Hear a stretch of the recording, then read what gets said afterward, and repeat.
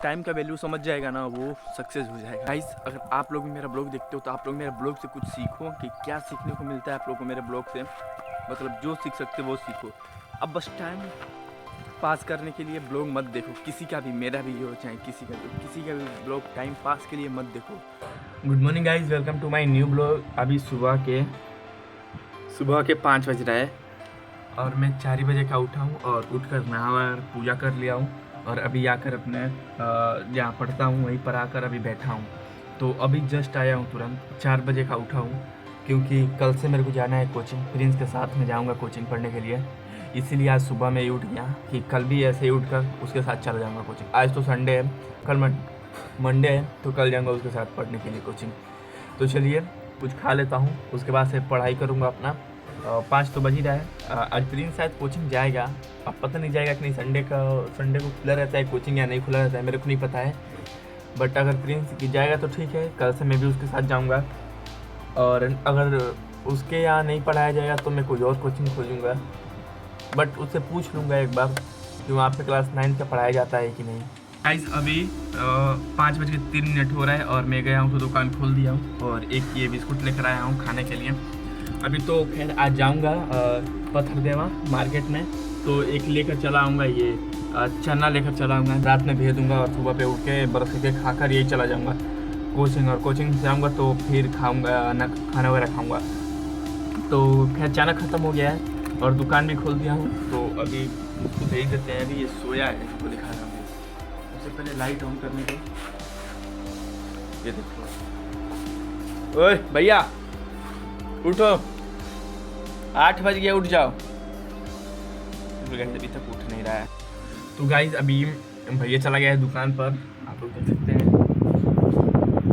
और अभी 5:08 हो रहा है। तो चलिए मैं बाहर का इन्वायरमेंट आप लोगों को दिखाता हूँ उधर चल के। पंखा ये बंद कर देता हूँ, पंखा भी बंद हो गया और जो वो लाइट है ये लाइट भी बंद कर दिया। अब चलिए आप लोग को बाहर का इन्वायरमेंट दिखा कर लाता हूँ मैं। गाइस देखो, दुकान भी खुल गया है और बाहर का इन्वायरमेंट देख लो। गाइस अभी बीसीएस भैया सो रहे हैं, चलिए उनको दिखाते हैं। ये देखो यहाँ पे सो रहे हैं बीसीएस भैया।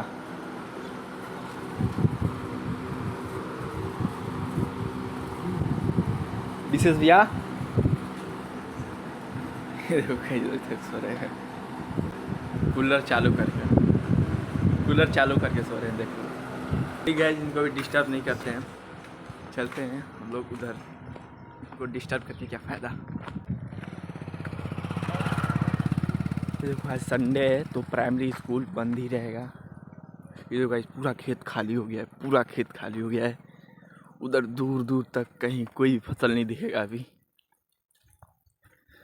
तो गाइस अभी हम इधर आए हैं टहलने के लिए और आप लोगों को बाहर के एनवायरनमेंट दिखाने के लिए, ब्लॉगिंग करने के लिए। तो चलिए आज एक आप लोग को बात बताता हूँ। देखो एक कहानी सुनाता हूँ आप लोग को। एक अमीर आदमी था, ध्यान से सुनना।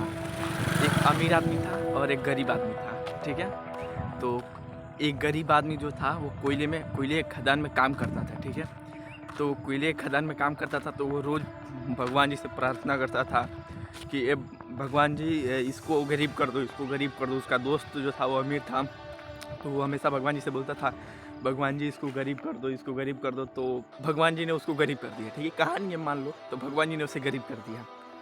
तो अब क्या, दोनों मिलकर कोयले के खदान में काम करते थे। तो जो गरीब आदमी था उसका तो एक्सपीरियंस था कई साल का, तो वो एक दिन में ज़्यादा कोयला निकालता था और उसको बेचकर अपना घर का खर्च चलाता था।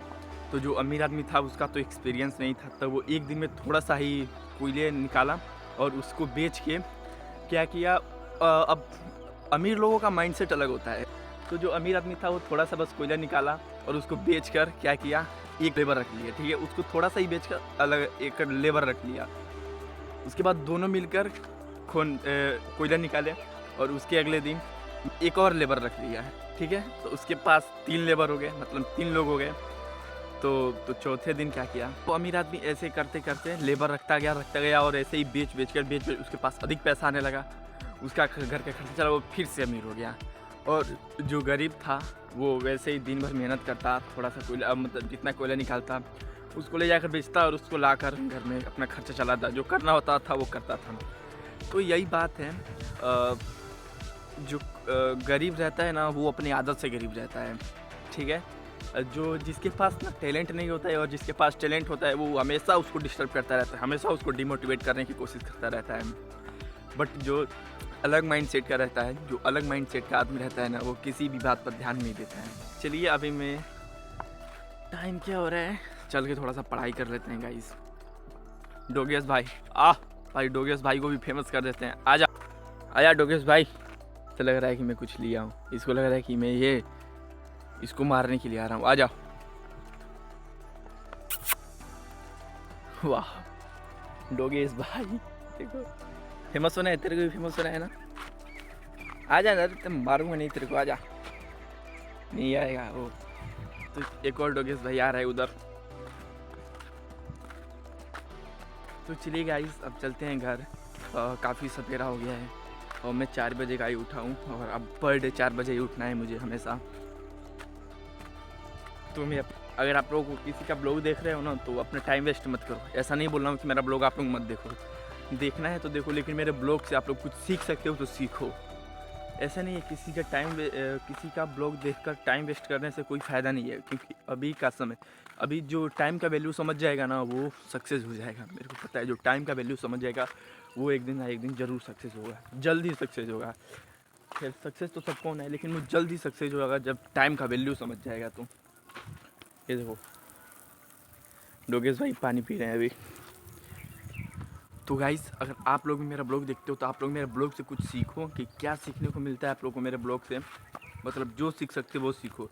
अब बस टाइम पास करने के लिए ब्लॉग मत देखो, किसी का भी, मेरा भी हो चाहे किसी का भी हो, किसी का भी ब्लॉग टाइम पास के लिए मत देखो।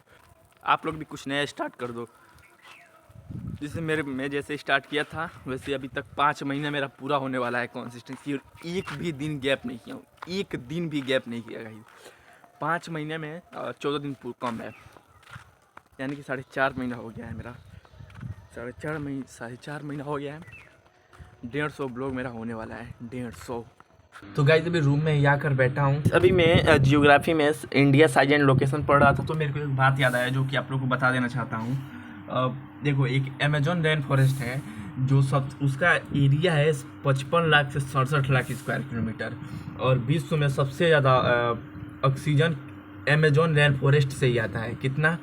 18 से 20% ऑक्सीजन उसी जंगल से आता है, और उस जंगल इतना घना है कि सूर्य का प्रकाश धरती तक नहीं पहुंचता, इतना ज़्यादा घना है। गाइस आप लोग कमेंट में बताना कि भारत का एरिया कितना है। और एक बात बताऊं, जो भारत का एरिया जितना बड़ा है, जितना बड़ा भारत देश है ना, उतना 2 बार आ सकता है अमेजोन जंगल में।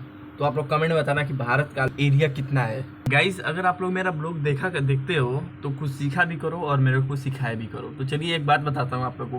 भारत में मतलब विश्व में 7वें नंबर पे आता है हमारा देश बड़े में, जो कि सबसे बड़ा कौन सा देश है, तो 7वें नंबर पे हमारा देश आता है। तो इसका एक टेक्निक होता है नाम जानने के लिए भी। पहला नंबर पे कौन आता है, तो रकुक बाई के नाम से जानते हैं, जो कि आप लोगों को मैं दिखा देता हूँ। रकुक, फिर BAI, रकुक बाई। तो सबसे पहले आर से क्या होता है, रसिया। पहला नंबर पे आता है, ठीक है, रसिया। दूसरा नंबर पे आता है कनाडा। तीसरा नंबर पे आता है USA, यूनाइटेड स्टेट अमेरिका। और जो चौथे बार से आएगा उससे होता है चाइना चौथे नंबर पे आता है। और जो 5वें नंबर पे आता है वो होता है ब्राज़ील। उसके बाद से आता है 6वें नंबर पे अमेरिका।